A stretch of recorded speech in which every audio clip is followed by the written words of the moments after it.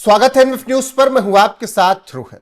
Cockroach जनता party के संस्थापक अभिजीत दीपके, जो कि देश में बदलाव लाने के लिए बॉस्टन से जंतर मंतर तक पहुंचे, यहां पर उन्होंने प्रदर्शन किया।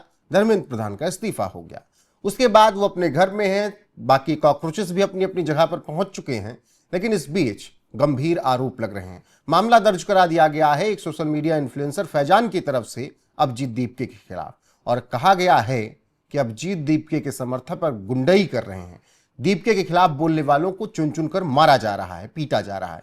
मेरे साथ इस वक्त राजनीतिक समीक्षक वेद शर्मा जी हैं, उनसे इस मुद्दे पर चर्चा करेंगे। बहुत बहुत स्वागत है आपका। धन्यवाद जी। देश बदलने आए थे, लेकिन आरोप जो हैं वो आरोप तो बता रहा है कि उसी राजनीति का हिस्सा हो गए जो राजनीति इस देश में पहले से होती रही है।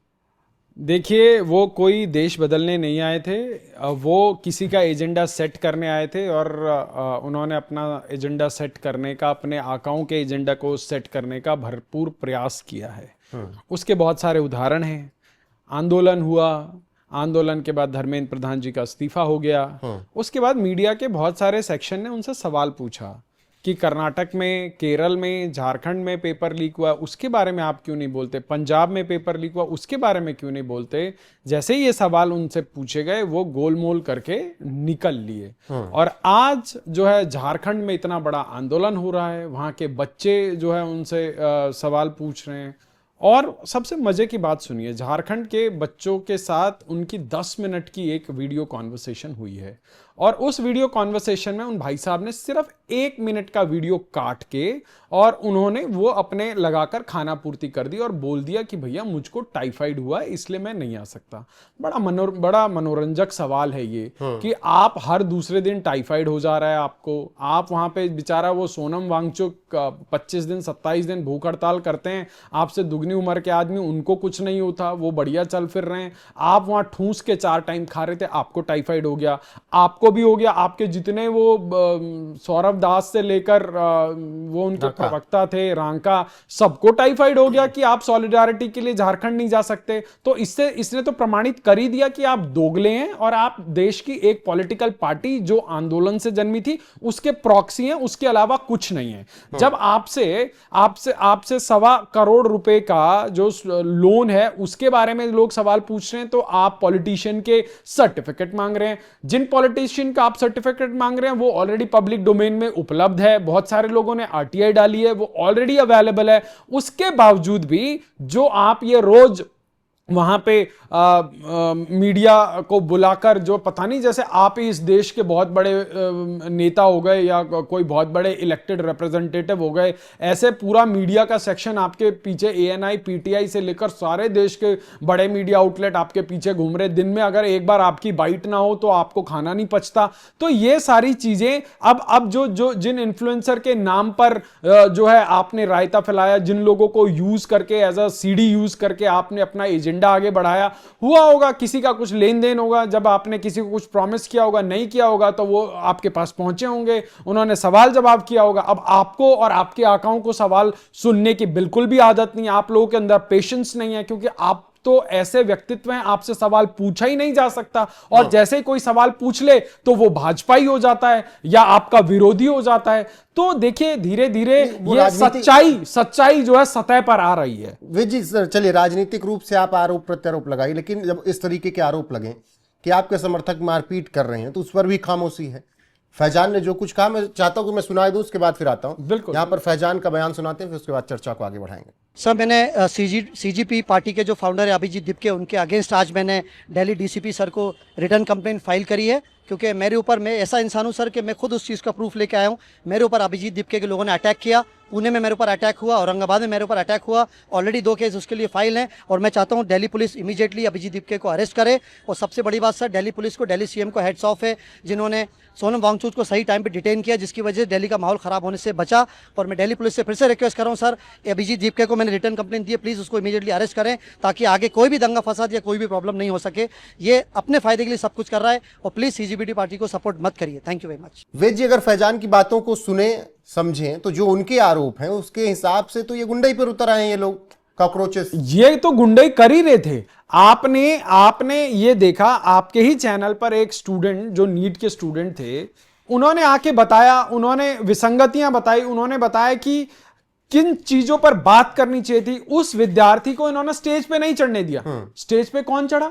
स्टेज पे चढ़ी डिंपल भाभी चढ़ी, स्टेज पे संजय सिंह चढ़े, और वो सारे पॉलिटिकल लोग चढ़े। और मजे की बात सोचिए, कपिल सिब्बल, जिसके शिक्षा मंत्री होते हुए लगभग 6 पेपर लीक हुए, और कितनी बेशर्मी के साथ वो व्यक्ति 1 करोड़ रुपए का जो है एक कॉर्पस फंड बना के उनको सपोर्ट करने के लिए खड़ा हुआ है। सो हिपोक्रेसी डाइज 1000 टाइम्स जब ये लोग इस प्रकार की बातें कर रहे हैं। अरे कोई व्यक्ति तो विजेता दहिया की बात नहीं कर रहा, वो जो व्यक्ति मूल रूप से उनका मुख्य प्रवक्ता था, अब प्रवक्ता भी नहीं था, उनका नचनिया था। जब जब वहां पे एंटरटेनमेंट की कमी होती थी तो वो जो है पीछे आइटम गाना लगा के वो नाचने का काम करता था, लोगों का एंटरटेनमेंट करता था। उस बेचारे को एक बर्गर खाने के आरोप में उसको इन्होंने दूध से मक्खी की तरह निकाल के फेंक दिया। फिर उसके बाद देखिए ये धीरे धीरे, क्योंकि जब आप एक राइट कॉज के लिए इकट्ठा होते हैं तो लोग सपोर्ट करते हैं। आप सोचिए ये तो किसकी पुनरावृत्ति है? ये उसी भीड़ तंत्र की पुनरावृत्ति है जो सर तन से जुदा, धर सर से जुदा के नारे लगाते हुए मॉब आती है, फिर हमारे देश का कानून कहता है कि भाई भीड़ का कोई चेहरा नहीं होता। तो इसी प्रकार से आपने क्या नाम है, वो एक मौसमविद हैं जो हर विषय के जानकार हैं, योगेंद्र यादव जी, उनको क्या कहते हुए सुना कि भैया अब जो है बैलेट से देश का भविष्य तय नहीं होगा, अब रेसिस्टेंस से देश का भविष्य तय होगा, सड़क से तय होगा। तो अब ये सलीम खान उर्फ योगेंद्र यादव और इस प्रकार के लोग ये तिलचट्टे तय करेंगे कि इस डेमोक्रेसी में कौन कैसे भविष्य देश का तय करेगा। देश के लोग बेवकूफ हैं जिन्होंने जो है इतना बड़ा मैंडेट देकर सरकार बनाई है, जो लगातार तीसरी बार वहां पे सरकार है, वहां पे तमाम लोकसभा के अंदर बिल पारित किए जाते हैं उसके माध्यम से। आप सोचिए, इन लोगों ने धर्मेंद्र प्रधान के इस्तीफे के बाद जो है वहां पे डीजे बजा के, दारू पी के फुल इन्होंने पार्टी करी। चलिए ठीक है, आप जेनजी हैं, आपको पार्टी करने का अधिकार है, पर भाई उस दिन भी पार्टी कर लेते जब इस देश के प्रधानमंत्री ने लोकसभा के पटल और राज्यसभा के पटल पर इतना स्ट्रिंजेंट कानून बनाया कि भैया अब जो है 10 करोड़ रुपए का जुर्माना और 10 साल की सजा, और उसके बाद जो है 2 महीने के अंदर इसकी पूरी जांच और 3 महीने में चार्जशीट। इसके ऊपर तो कोई पार्टी नहीं करी। किसी उल्टा ये जो विपक्ष वाले वहां पर जो है हमको चाहिए आजादी करके वहां पे गला फाड़ प्रतियोगिता में सबसे आगे नजर आ रहे थे, इन्होंने उन बिल का विरोध किया। आज कहां गई नैतिकता? अगर तुम्हारा ये पूरा का पूरा आंदोलन राजनीतिक नहीं था तो तुम्हें इन सभी नेताओं को घसीटना चाहिए था, इनका विरोध करना चाहिए था और बोलना चाहिए था कि हमारे मंच का इन नेताओं ने दुरुपयोग किया है, और ये जो इतना बढ़िया एक एंटी जो है पेपर लीक कानून देश की सरकार ने पास किया, इसका जो है प्रशंसा करनी चाहिए थी। उसकी प्रशंसा में एक बोल नहीं फूटा, एक शब्द नहीं फूटा। और ये दोगले जो विपक्ष वाले लोग हैं, ये लोग उस बिल का विरोध करके जो है सदन से बाहर निकल गए। यही वजह तो है, सब कह रहे हैं कि अभिजीत दीपक को भाई, तमाम ऐसे दावे किए जा रहे हैं कि अभिजीत दीपक को एक बार पुलिस अच्छे से पूछताछ करी, कहां कैसे किस लिए हुआ। दिल्ली पुलिस बहुत अच्छे से जांच कर रही है, मतलब और ये बात कह रही है कि दीपक को गिरफ्तार करके आप पूछताछ करो, ये तो फिर सही नहीं है ना। नहीं देखिए, तो सरकारी एजेंसीज अपने तरीके से काम कर रही हैं। अभी मैंने ब्रिटेन के एक किसी पूर्व सांसद का एक इंटरव्यू सुना जिसमें उन्होंने बहुत कैंडिड तरीके से बोला है कि MI6 और CIA मिलकर भारत में जो है तख्ता पलट करने का जो है बहुत बड़े प्लान पे काम कर रहे हैं। हां, निश्चित रूप से अमेरिका के लिए सिरदर्द है जब मोदी जी स्वाभिमान की बात करते हैं, 140 करोड़ लोगों की बात करते हैं, और अमेरिका अपनी शर्तों पर जो है तमाम भारत के साथ ट्रेड एग्रीमेंट करना चाहता है, जिसको मोदी जी सिरे से नकार देते हैं। तो उनकी छटपटाहट आप देख सकते हैं कि वो एक तरफ तो कहते हैं कि Modi is a very good friend of mine, is a tough negotiator, और दूसरी तरफ जो है वो भारत के ऊपर 50% जो है टैरिफ लगाते हैं।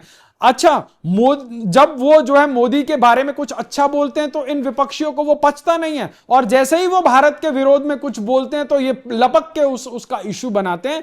और जांच तो उस व्यक्ति की भी होनी चाहिए जो हर दूसरे महीने विदेश जाता है, और जिसके विदेश से भारत आते ही जो देश में जो है आग लग जाती है। पर बहुत मना में पूछ रहा हूं, क्या अभिजीत को गिरफ्तार करके पूछताछ की जानी चाहिए जैसे कई दावे किए जा रहे हैं?